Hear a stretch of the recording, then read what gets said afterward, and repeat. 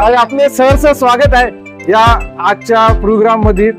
आपल्याला कसं वाटतं इथं आल्याबद्दल आणि हे प्रोग्राम कसे काय सादर होऊ राहिलेले त्याबद्दल काही बोलू शकता का? नागपूरच्या इथल्या आणि इथल्या संपूर्ण पुणे शहरातल्या लोकांना ईद मुबारक। सगळ्यात पहिले मी सर्वांना ईद मुबारक करत आहे आणि नागपूरचाईचं एक कौतुक असं करत आहे मी। माझं बालपण पूर्ण नागपूरचाईतच गेलेलं आहे।